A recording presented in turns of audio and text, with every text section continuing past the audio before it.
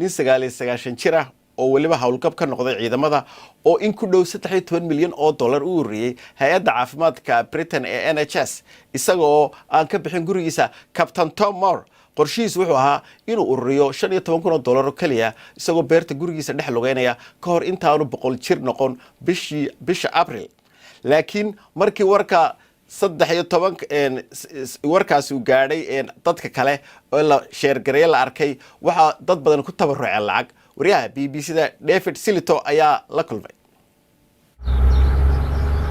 It seems almost like fairyland. sheeka xariir ayay u yara ekayd markii hore in laga fakaro waxaan ka bilownay kun iyo wax lagu daray waa cajiib soo ma aha. It's not believable, is it?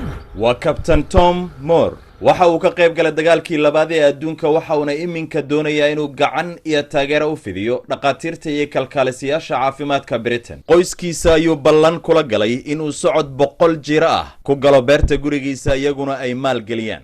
iminka waa jiradii 70aad qorshihiisii hore halkii jiraba waxa uu ku aruurinaya $1 iyo bar laakiin in yar kadib lacagta ayaa kor u kacday ilaa $1,500 oo dollar waxa uuna hadda ku soo afjaray $13 milyan oo dollar waxa uu inoo sheegay inaanu gabi ahaanba sidan filayn.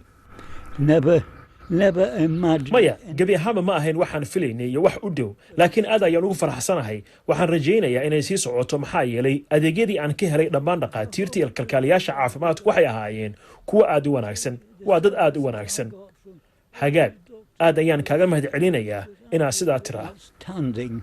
And they're such nice people too. Captain Moore socodkiisii waa uu soo gabagabeeyay kadib markii uu gaaray bartilmaameed ka badan halkii uu hiigsanayay waxa uu dadka baray muhiimadda ay leedahay isku duubnaanta bulshada xilli qof kasta uu si gooni ah u karantiilan yahay.